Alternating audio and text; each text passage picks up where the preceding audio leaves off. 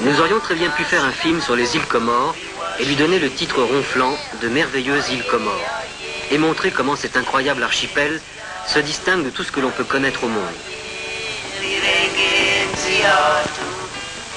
Ce serait beau, charmant et surtout pas compromettant. Mais ce serait être vraiment aveugle que de s'arrêter là. Car ce qui se passe sur le plan politique et social dans cette nouvelle nation mérite la plus grande attention. La République des Comores constitue en effet la plus jeune nation révolutionnaire du monde. La plus jeune d'abord sur le plan historique, puisque le 3 août 1975, le président Ali Swahili prenait pacifiquement le pouvoir, mettant fin à 130 ans de colonisation française. La plus jeune aussi sur le plan politique, puisque la nouvelle constitution donne le droit de vote aux jeunes Comoriens dès l'âge de 14 ans, ce qui ne s'était encore jamais vu nulle part.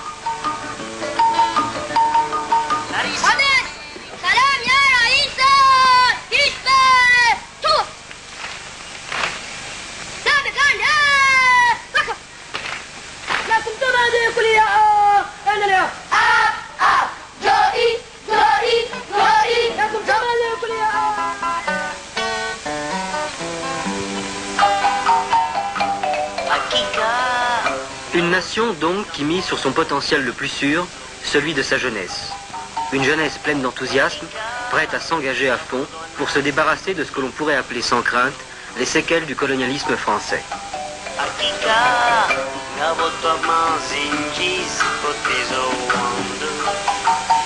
Une jeunesse révolutionnaire qui dirige aujourd'hui vraiment le pays et donne le pas. Un pas qu'il lui faudra elle-même contrôler avec l'aide précieuse du président Ali Swahili, jeune ingénieur agronome, qui ne lésine pas lui non plus en énergie à dépenser. Durant notre passage aux îles Comores, cet homme était partout, allant d'île en île, de congrès d'agriculteurs en congrès d'agriculteurs, passant des journées complètes à expliquer ce qu'est la nouvelle constitution comorienne et ce que sont les nouvelles réformes. Les réformes agraires, sociales, administratives, scolaires, culturelles.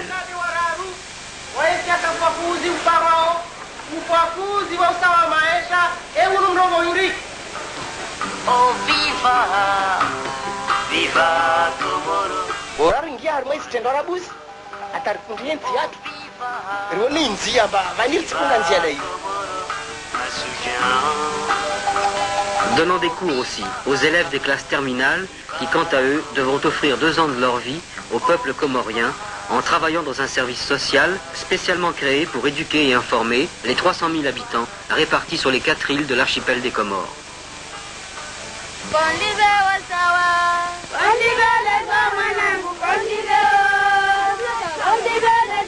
Mais il est temps de vous décrire ce pays que l'on appelle aussi l'archipel des parfums.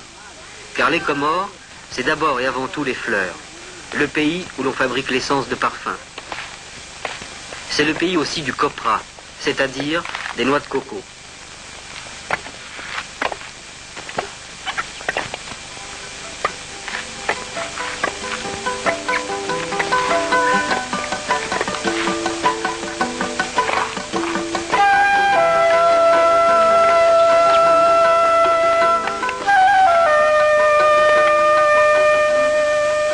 La situation géographique des Comores, eh bien, prenez l'avion en direction de Madagascar et passez au-dessus du Mozambique, en Afrique orientale, et posez-vous à Moroni, capitale de l'archipel des Comores. Nous sommes à plus de 20 heures d'avion de Montréal, bien au-dessous de l'équateur, au beau milieu du canal du Mozambique, sur la route des pétroliers, les plus gros, ceux qui reviennent tout droit d'Arabie Saoudite, si gros qu'ils ne peuvent plus passer par le canal de Suez.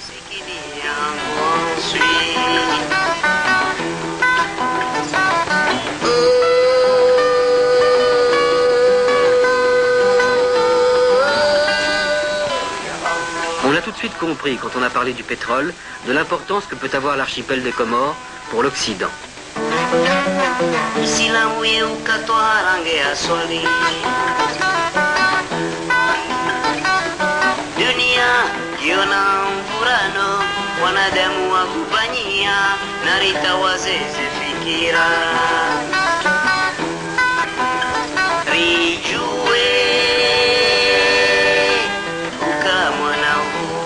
Les voici les 4 îles, date de sa dernière éruption, qui fit plus de 20 000 sinistrés.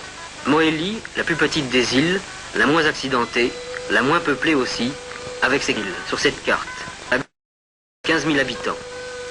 Anjouan, la plus sauvage, la plus montagneuse, la plus arrosée, la plus riche en agriculture, compte 125 000 habitants. Et enfin Mayotte, avec 25 000 habitants, que la France a décidé de garder illégalement, malgré les résultats éclatants d'un référendum en faveur de l'indépendance globale des Comores, prétextant que seule l'île de Mayotte avait voté contre cette indépendance. L'archipel des Comores est un et indivisible, dit en préambule le petit livre rouge de la Constitution des Comores. Mais la Constitution comorienne garantit bien d'autres aspects de la nouvelle société. Et en particulier, comme le dit le frère président Ali Swali, sa solidarité envers tous les peuples en lutte contre le racisme et l'oppression. Son attachement aux valeurs authentiques de la religion islamique, valeurs qui impliquent la lutte contre l'exploitation de l'ignorance et de la crédulité par le charlatanisme. Le charlatanisme, symbole d'un passé qui pèse lourd sur tout un peuple qui cherche sa nouvelle voie. L'histoire des Comores, c'est un peu l'histoire mouvementée d'une succession de sultans qui se disputaient des pouvoirs, des privilèges et des territoires. Arabisés depuis longtemps, on pense malgré tout que ce sont les Chiraziens, venus d'Iran, qui ont islamisé les îles Comores. Si aujourd'hui les Comores sont situées sur la route du pétrole, autrefois, vers le XVIIIe siècle, c'était d'abord et avant tout la route des Indes, c'est-à-dire la route des épices, fréquentée par les Portugais, les Anglais, les Hollandais et bien sûr les Français, qui d'ailleurs en 1841 négocient l'île de Mayotte à un sultan.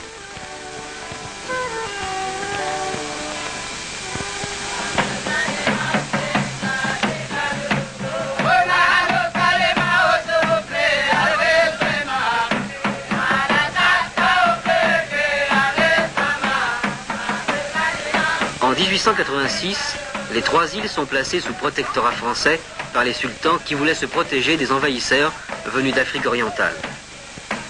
En 1912, les 4 îles deviennent colonies françaises, mais c'est une formalité.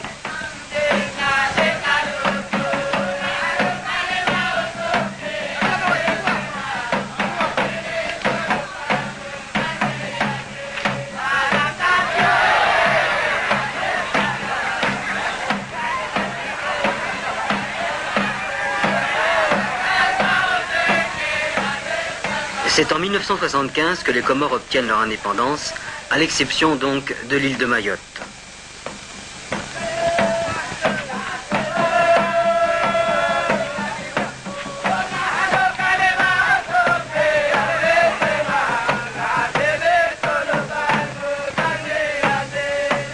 Mais qu'est-ce que les Français ont fait aux îles Comores pendant 130 ans? Eh bien d'abord ils ont colonisé, c'est-à-dire exploité à sens unique et pour leur profit seulement tout le pays. La République des Comores fait donc aujourd'hui sa révolution presque tranquille.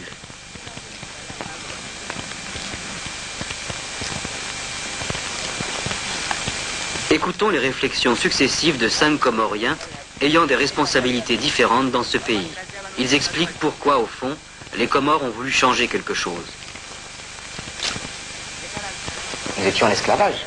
Nous avons la France qui était dans notre pays et qui vivait à son aise et que nous, les Comoriens, on n'avait pas ni la voix ou la population elle-même est à 90% de travailleurs, surtout laboureurs ou de cultivateurs. Il était inconcevable de voir un pays qui puisse vivre avec des lois françaises. Loi qui était faite à Paris. Les lois qui étaient faites à Paris sans la consultation du Comorien. Le Comorien était obligé de suivre cette loi parce que pour nous c'était une loi imposée. On apprenait l'histoire de France, on apprenait aux enfants que nos ancêtres sont les Gaulois, etc. etc. Alors que les petits devraient quand même apprendre l'histoire de leur pays avant d'aller plus loin. Les Comores ont vécu pendant toute la période coloniale dans un état d'isolement total en tant qu'insulaire. Le gouvernement de l'État français n'a rien fait pour faire des Comores un pays qui soit connu, ayant des relations. Les paysans étaient toujours menacés. Les paysans payaient les impôts pour la ville, pour le colon. Donc en tant étant un fils du paysan, je n'arrivais pas à avaler cet état des choses, bien que je m'étais préparé à lutter contre la ville, à lutter contre le colonialisme. Dans le temps, c'est-à-dire jusqu'en 1974, le pêcheur comorien était complètement mis au banc de la société. C'est-à-dire qu'il ne pouvait absolument pas être intégré, il était en quelque sorte comme un genre hors la loi. Il ne pouvait pas faire partie de quoi que ce soit et il ne pouvait même pas disposer de sa propre pêche. Aucun peuple au monde n'accepte de vivre dans l'asservissement indéfiniment. Et on ne construit pas un peuple, on ne construit pas un pays, une nation, surtout un pays en 24 heures. Viva Comoro, Wangwa. Le gouvernement veut donner le pouvoir à la jeunesse comorienne. Alors, pour un personnage comme vous, qui êtes une personne d'une autre génération, qu'est-ce que ça veut dire pour vous? Ça veut dire que du bien pour moi, parce que je crois qu'avant que le gouvernement ou le pouvoir a donné le pouvoir à la jeunesse, je l'ai voulu avant. Vous le vouliez déjà? Je le voulais déjà. Je le voulais parce que dans un pays comme le nôtre, nous, à notre âge, nous avons hérité certaines habitudes, certaines façons de vie, certaines considérations. Il faut mettre à bas toute l'administration que nous avons héritée et organiser une administration qui soit auprès du peuple. Alors, de là, il faut commencer d'abord l'administration à partir du village. C'est là que sont les Moudiriya. Donnez-moi la définition d'une Moudiriya. Un village doit comprendre au moins 100 habitants. Une Moudiriya doit comprendre au moins 3000 habitants. La réforme agraire est liée avant tout à la création de la Moudiriya. Pouvez-vous me parler de la structure de la Moudiriya et de son influence sur les changements de la vie du paysan? Si vous voulez, la Moudiriya représente au niveau d'une unité l'administration, si vous voulez, décentralisée, qui comprendra toutes les formes d'administration et en particulier la représentation du ministère de la Production.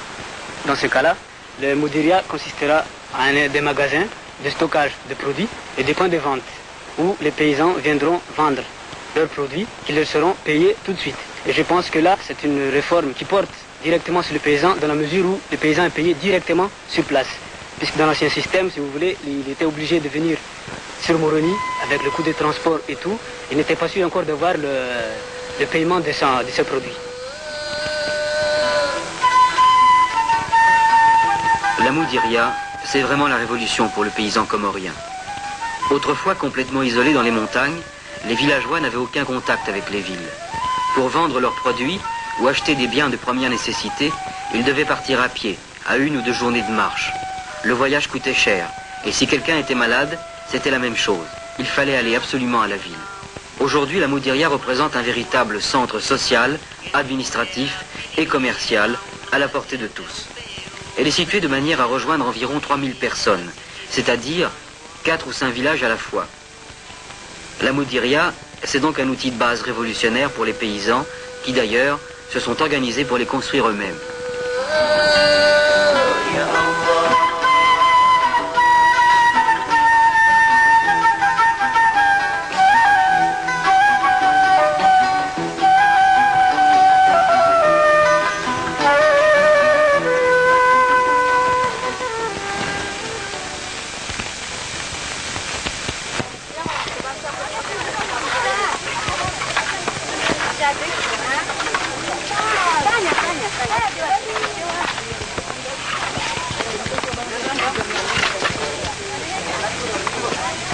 Autrefois, le paysan, il travaillait pour survivre. C'est une obligation. Actuellement, je crois que l'homme a compris qu'il faut qu'il travaille pour d'abord vivre et faire vivre le camarade à côté. Et nous avons actuellement beaucoup de chantiers dans le pays qui sont montés et travaillés par la volonté du peuple. L'administration, qu'est-ce qu'elle donne?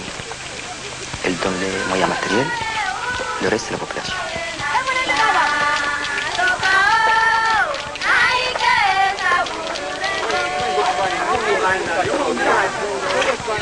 Par exemple, dans la Moudiria qu'on a filmée, les gens sont volontaires. Partout, dans les 20 moudrias que vous voyez, l'administration n'a pas payé 1 franc, sauf les spécialisés, les ouvriers spécialisés, une dizaine ou 5. Tout le reste, c'est la main-d'œuvre populaire et volontaire. Ce sont des gens qui ont compris pourquoi on construisait la Moudiria.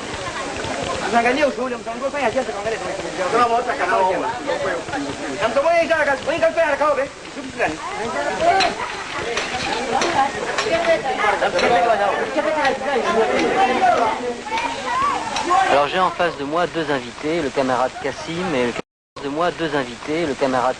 et le camarade Mohamed, qui sont tous les deux du ministère de la Production. Nous allons nous entretenir ensemble de la réforme agraire. Alors d'abord, ma première question, ça serait de parler, d'expliquer un peu ce que signifie la réforme agraire pour les paysans, de manière globale. Globalement, cette réforme va permettre aux paysans d'abord de cultiver, de pratiquer une culture spéciale dont il est sûr, par exemple, de faire le maximum de rendement. Donc d'un côté, lui, il sort gagnant, mais également l'État également sort gagnant. Deuxièmement, elle commencera par la distribution des terres qui sera, elle, déterminée à la suite de la mise à jour d'une carte d'aptitude des sols. Et dès qu'on l'aura, on va redistribuer les terres conformément, bien entendu, aux résultats de cette carte d'aptitude des sols. Si je comprends bien, vous avez partagé les îles en zones de culture en fonction de la qualité du sol. C'est ça. Pouvez-vous me citer ces zones de culture? Par exemple, qu'est-ce qu'on produira si on parle de la culture vivrière? Il y a les céréales, il y a les maïs, il y a les tubercules, le manioc, les patates douces, et il y a les bananiers. Vous voyez, actuellement, sur le point de vue de l'agriculture, on entre à la troisième phase. Cette troisième phase consiste à mettre en place la réforme agraire et là, pour objectif principal, d'abord, la recherche de l'autosuffisance alimentaire.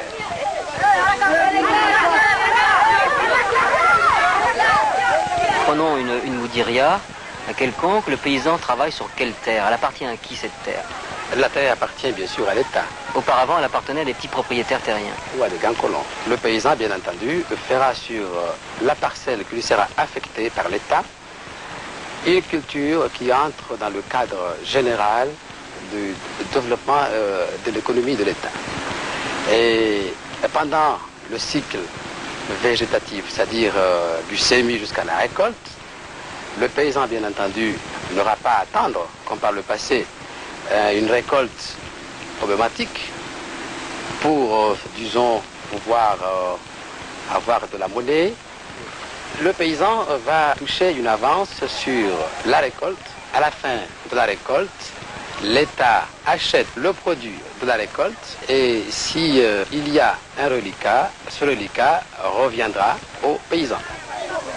Nous arriverons quand même à expliquer aux paysans que son intérêt réside justement à collaborer avec l'État et le pouvoir révolutionnaire qui n'a pour but que pour améliorer sa vie.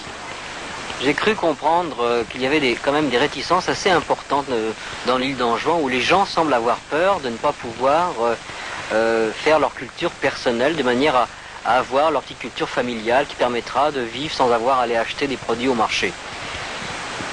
En fait, leur inquiétude vient du fait qu'ils n'ont pas bien assimilé l'explication qui leur a été donnée. C'est-à-dire que si on se place au point de vue agronomique, le but que l'on recherche actuellement, c'est à partir du moment où on a déterminé une zone qui est apte pour une telle culture, si vous voulez, la majorité de la culture qui doit être faite sur ces terrains, c'est pour cette culture. Pour préciser ma pensée, je reviens toujours à mon maïs. Si dans une zone quelconque, on a déterminé que cette zone est apte pour le maïs, il est certain que le maïs devait être en priorité dans cette zone. Mais cela n'exclut pas que l'on puisse faire d'autres cultures sur la même parcelle, qui puissent en quelque sorte qu'à la fin de la récolte, le paysan puisse gagner encore plus qu'avec la seule culture de maïs. Est-ce que le paysan n'a pas le sentiment d'être, finalement, celui qui n'a pas compris, d'être dépossédé de sa terre? En fait, ça, je crois que c'est un faux problème, parce que jusqu'à maintenant, la terre en question ne lui appartenait même pas. Hein? Si vous voulez, il était métayer. Donc, maintenant que la terre qui va travailler, de toute façon, ne lui appartient pas, mais appartient à l'État. Donc, le propriétaire change, mais du moins, avec l'État, il est sûr au moins qu'il va travailler sur ce terrain. Alors qu'avec l'ancien système, le propriétaire terrien peut lui dire du jour au lendemain, écoutez, moi je suis plus d'accord avec vous, vous devez quitter. Alors il se retrouve du jour au lendemain sans terre. Avec le système actuel, il est, vous voulez, si vous voulez son interlocuteur, si vous voulez, c'est l'État. Donc il est certain de travailler sur cette terre. Donc je pense que ce n'est pas tellement des avantages, c'est un avantage plutôt.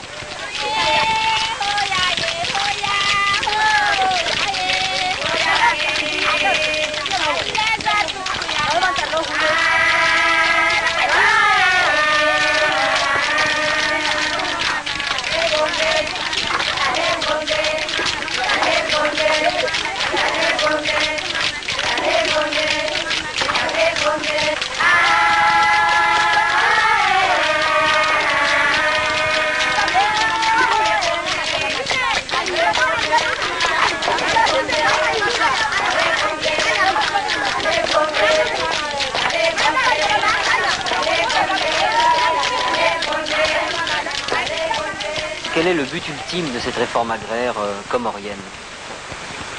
Cette réforme agraire a, si vous voulez, deux buts, sur deux plans différents. Si vous voulez, du point de vue culture vivrière et culture des rentes. Au point de vue culture des rentes, le but c'est de maintenir le taux de production actuel et le taux d'exportation. Au point de vue culture vivrière, il s'agit de produire en quantité suffisante, de telle sorte qu'on puisse réduire la quantité de produits qu'on importe de l'extérieur, qui grève énormément le budget de l'État. Est-ce que c'est aussi d'améliorer, bien entendu, la vie quotidienne du paysan? Oui, c'est la bonne chose, ça va avec, puisque là, l'amélioration du rendement, ça suppose l'amélioration des paysans en lui donnant les moyens qu'il faut, ce qui concerne l'outillage, l'encadrement nécessaire, les terrains qu'il faut, toute l'intendance.